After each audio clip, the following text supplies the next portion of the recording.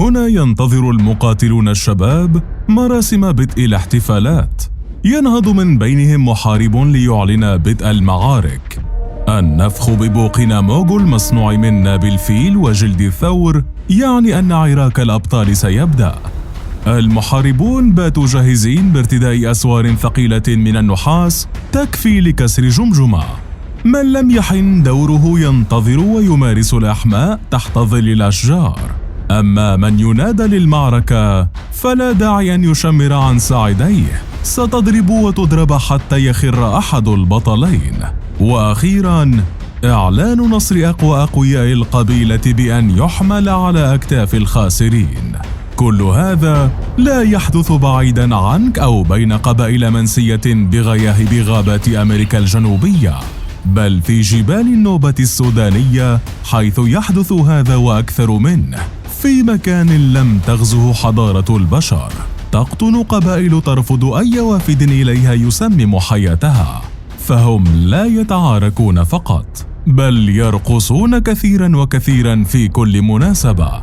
إن فرحوا رقصوا، وإن حزنوا رقصوا، بالأعراس يرقصون، وبالمآتم يرقصون، حتى إن عز عليهم ماء السماء رقصوا لإبهاج إله المطر.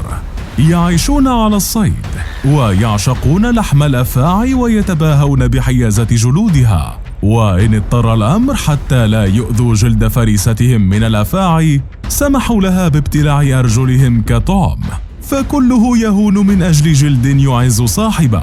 وإذا ما جن الليل عاد أفراد هذه القبائل إلى بيوتهم وبأيديهم ما جادت عليهم الآلهة بصيد، حيث سيسكنون إلى أنفسهم وعائلاتهم ببيوت تبقى من أغرب ما بنى الإنسان. فما قصة قبائل النوبة المنسية في جبال جنوب السودان؟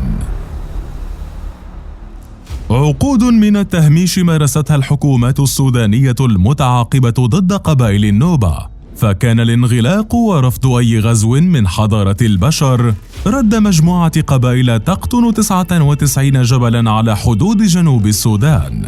ففي هذه الجبال نجد قبائل النوبة المنقسمة بين إسلامية ومسيحية وأخرى قبلية روحانية، وتعد من الشعوب الأصيلة التي تحتفل بها الأمم المتحدة كل عام، فهي من أقدم القبائل في السودان وتقطن في كردفان.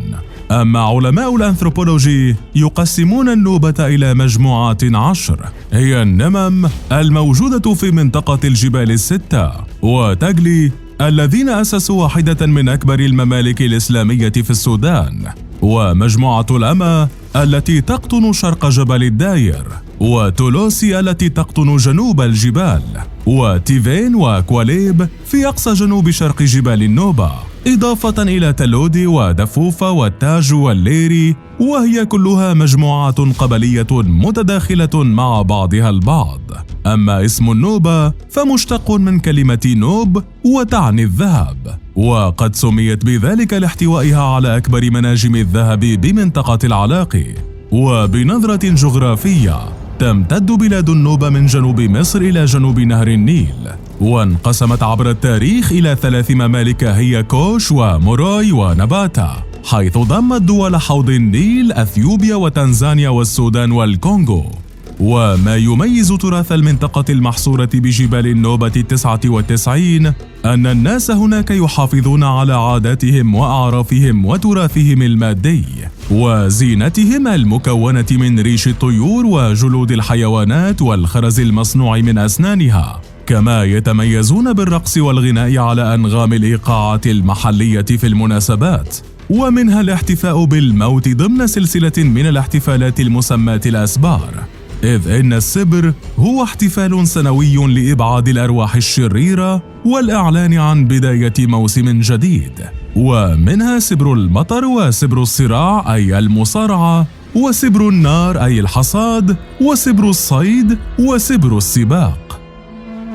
السلطان الحاكم.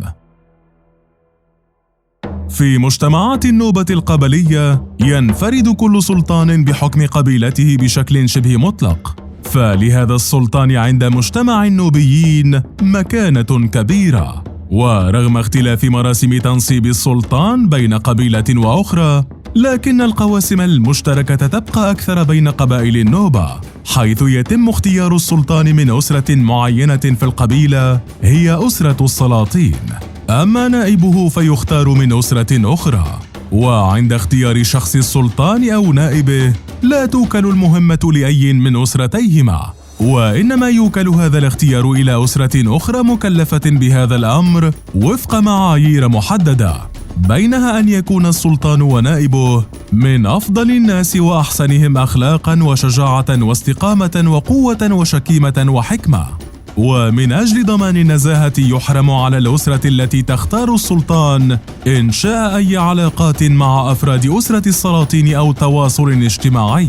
ولاختيار زوجة السلطان أيضاً معايير صارمة ومحددة، فيجب أن تكون من أفضل نساء القبيلة، ولا يمكن أن يتزوجها السلطان حتى يرضى عنها أهل القبيلة. وفيما إذا مات السلطان فإن نائبه يعزل ويختار نائب جديد مع السلطان الجديد، حتى لا يكون نائب السلطان القديم أقوى من السلطان الجديد. ويعين السلطان في حكمه مجلساً من المستشارين كل باختصاصه، يتم اختيارهم أيضاً من أسر محددة في القبيلة تسمى أسر المستشارين. يطلع المستشارون بمهام بينها أن يحددوا للناس متى يزرعون ومتى يحصدون ومتى يخرجون للصيد وكيف وفي أي موسم، كما أن لكل قبيلة أشخاصاً معروفين بالحكمة والخبرة والمعرفة بأمور الفلك والنجوم، إضافة إلى أسر معينة مسؤولة عن حماية ومراقبة حدود القبيلة وأراضيها الزراعية. الكوجار، الروح الخارقة. الأمور الروحية أحد أكثر ما يتجذر بثقافة قبائل جبال النوبة، لذلك هم مشهورون بما يعرف بالكوجار أو تمسي باللغة المحلية. فالكوجار هي روح خارقة تتقمص شخصاً معيناً تختاره هذه الروح دون إرادته، شريطة أن يكون شخصاً صالحاً في نفسه مستقيماً في سلوكه.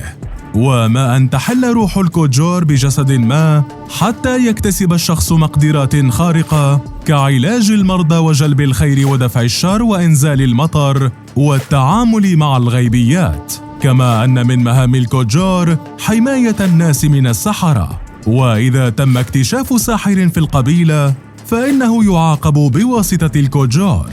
وبحسب معتقدات النوبيين يكون الكوجار قريباً من الله، ومهمته الأساسية الطلب من الله بفعل الشيء فيحققه الله عن طريقه. وما أن يموت الكوجار حتى تنتقل الروح إلى شخص آخر، وليس شرطاً أن يكون من أسرته. ورغم التشابه الكبير في مهام الكوجار في معظم القبائل النوبية، إلا أن هناك قبائل تحتوي على أكثر من كوجار، فيكون كل كوجار مسؤولاً عن سبر أو طقس من الطقوس، بحيث يصبح هناك كوجار مسؤول عن إنزال المطر، وكوجار مسؤول عن الصيد، وآخر عن المصارعة أو الرقصات الشعبية، وأشهرها رقصة الكمبالا. نظام حماية روحي. يبدو أن قبائل النوبة في كردفان ما زالت تحافظ على أمنها من خلال نظام يقوم على الطقوس الروحية، فالسرقة تعد من أنكر الجرائم في مجتمعهم، وإذا اكتشف السارق فإن المجتمع يلفظه ويطرده، ويصل الأمر حد أن بعض الأسر لديها نظام حماية روحي من اللصوص، فإذا سرق أحد منهم شيئاً فإنه يصاب بمرض معين ولا يشفى منه إلا باعترافه بالجريمة وإعادة المسروق، وأن هذا المرض إذا لم يشفى السارق منه قد يمتد إلى أسرته. وفي عادات الزواج يتشدد النوبيون كثيراً، فهم لا يتزوجون من بنات خالاتهم ويحبذون بنات العمومة، ويتم تمييز البنت المخطوبة لابن عمها منذ صغرها عبر إلباسها عقداً من السكسك، والزواج عادة يكون عقب موسم الحصاد. ولأن النوبيين مولعون بالرقص والغناء فهم لا يقصرونه على حفلات الزفاف، بل يعد عاملاً مهماً من عوامل حفظ قيم المجتمع وأخلاقه.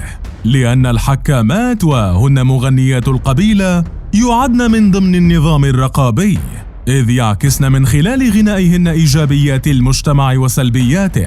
فيما تبقى من أشهر الرقصات عند النوبة رقصة الكمبالا، وتقام عند المناسبات الكبيرة وتصاحبها منافسات لتحمل الجلد بالسياط. كما أن هناك رقصة الكرن ورقصة البخسة ورقصة الحرب.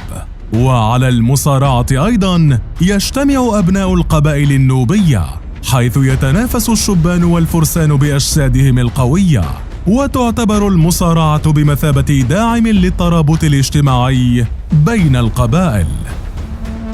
سبر الموت.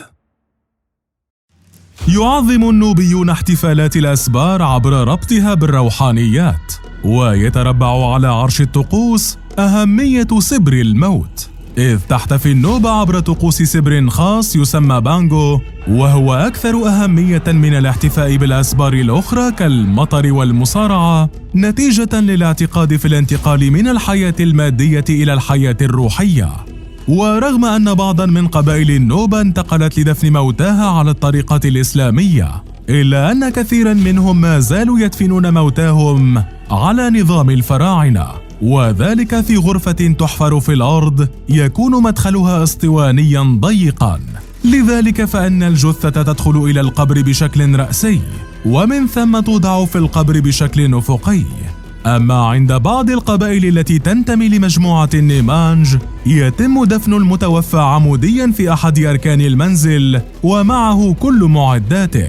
وهناك قبائل أخرى تغسل المتوفى بالماء الدافئ، وبعضها تدفنه من دون غسل في حفرة عميقة كالبئر.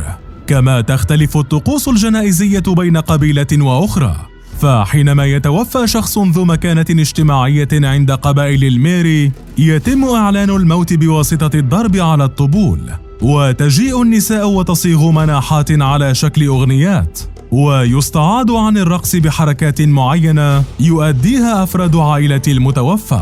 إلا أن قبائل أخرى لا تستطيع الاستغناء عن الرقص في طقوس الجنازة، حيث تتم تأدية رقصة خاصة بمثابة وداع للميت، وكنوع من حماية الأسرة من تلبس روح الميت لأحد أفرادها. وفي بعض القبائل تقوم طقوس الجنازة على ذبح غنم أو بقر وتقديم رؤوسها في الجنازة. وعند وفاة الخال الذي يكتسب أهمية تفوق مرتبة الأب يتم تقسيم أسلحته بين أبناء شقيقاته. أما عند مجموعة الأجانغ وهي إحدى أهم قبائل النوبة تقوم مراسم الدفن على وضع جثة المتوفى في فناء الدار، ثم تدخل أبقاره إلى حيث يرقد قبل أن يطعن أحد أفراد عائلته واحدة ليتبعه بقية أفراد العائلة. وتؤمن معظم قبائل النوبة بعودة الموتى بعد الموت، لذلك يدفن المتوفى لديها بأفضل ما لديه من ملابس، ويقام احتفال خاص بعد مرور 40 يوما على الوفاة، ويتكرر كل 5 سنوات لحماية أهل المتوفى من أن يعود إليهم في شكل روح شريرة.